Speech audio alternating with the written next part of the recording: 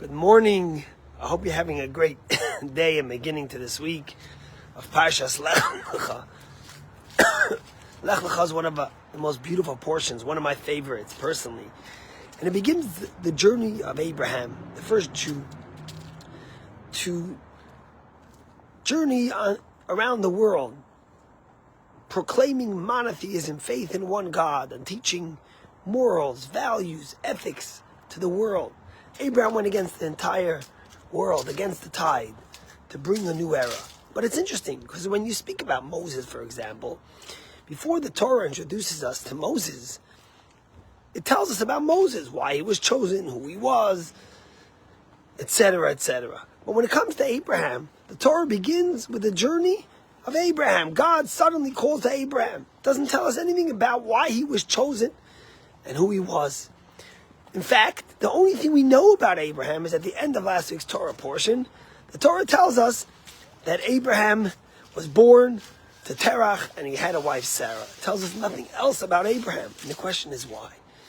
And the answer is maybe connected to what I said yesterday in Shul. You see, Abraham, God called Abraham because Abraham was waiting to be called. Because Abraham was not satisfied with the status quo. Abraham was not complacent with the life he lived, but he wanted purpose, he wanted meaning. And therefore, he was in tune to hear God's calling. But really, God calls to every single one of us. We just have to be ready to grow, to have purpose, to have meaning, to engage. And then we could hear the calling of Hashem. God's call to Abraham, Lech Lecha, is the call that resonates to each and every one of us. It's a call that permeates the world, where God asks us, Lech Lecha, leave your comfort zone. Don't be complacent. Travel to a place of purpose, of meaning, to make a difference in the world we live in. You know, on Shabbos I spoke on Shul about the idea of Noach and why Noach gets such a bad rap.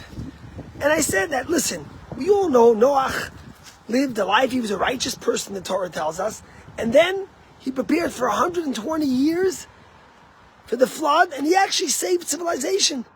But yet, afterwards, we hear nothing else about Abraham, about Noach. All we hear about is that he gets drunk, and he embarrasses himself in front of his kids.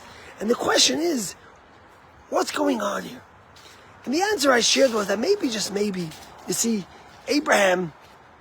Noach, became complacent. God tells him that I'm going to make a covenant with you, and there's going to be a rainbow.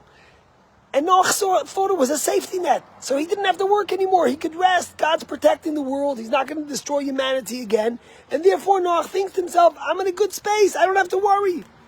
But Abraham, when God makes a covenant with him, he understands that the covenant is not to give me a reason to rest on my laurels, to be complacent, but he sees it as a purpose, as a journey. When Abraham gets his calling from God, he doesn't ask for a roadmap, where do I go?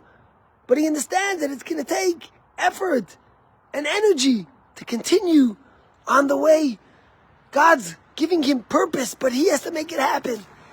And therefore, it's our responsibility to be like Abraham, to hear God's calling, never to be complacent in the world we live in.